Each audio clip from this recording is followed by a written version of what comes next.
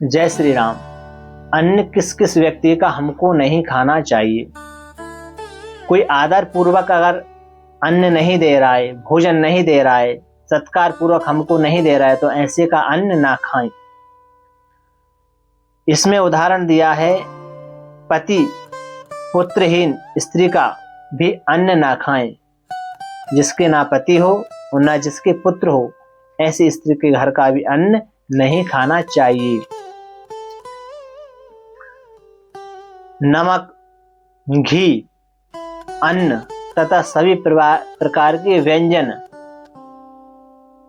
चम्मच से ही हमको परोसने चाहिए। नमक है, घी है, अन्न है अथवा कोई व्यंजन है, हमको चम्मच से ही परोसने चाहिए, हाथ से नहीं परोसने चाहिए। हाथ से परोसने पर ग्राह्य नहीं होते, खाने योग्य नहीं होते। तो आप कुछ भी परसते हैं, चाहे नमक हो, चाहे घी हो, चाहे अन्न हो, चाहे कोई व्यंजन हो, आप स्पून का, चम्मच का मदद जरूर करें, यूज जरूर करें। हाथ से नहीं परोसना चाहिए। अब हमारा जल कैसे पिए। कई लोग खड़े होकर जल पीते हैं, तो खड़े होकर जल नहीं पीना चाहिए। अब तो डॉक्टर भी कहने लगे कि खड़े होकर जल पियोगे तो घुटने में दर्द हो जाएगा।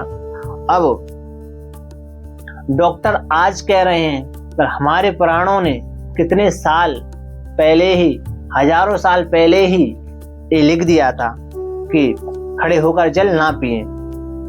ये महाराज, ना जलम चोत्थितः पिबेत, स्कंद पुराण, ब्रह्म वैवर्त पुराण में आपको मिल जाएगा।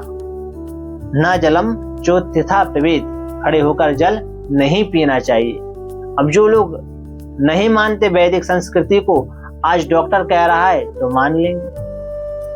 वेद कहते हैं, श्रुति कहती है, पुराण कहते हैं महीने में 2 व्रत तो रखें एकादशी के, नहीं रखते। बोले एकादशी रखने से, व्रत रखने से, भूखे रहने से भगवान मिलेंगे।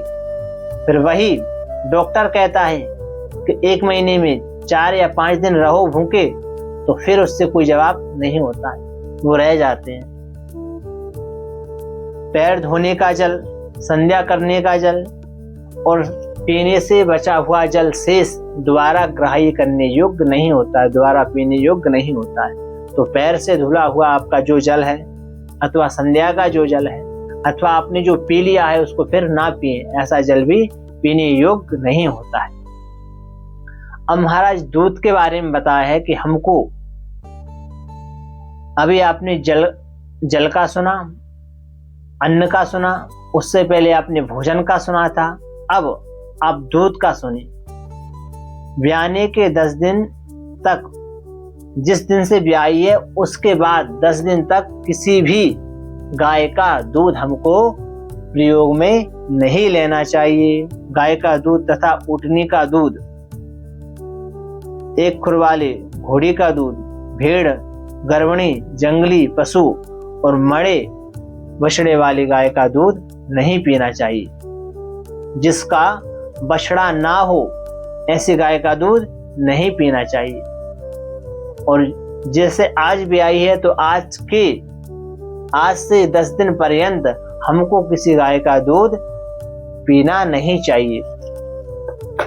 गाय, भैंस और बकरी के दूध के सिवाय अन्य पशुओं का दूध त्याज्य करना चाहिए। गाय का, भैंस का और बकरी का, इन तीनों का ही हम दूध पी सकते हैं।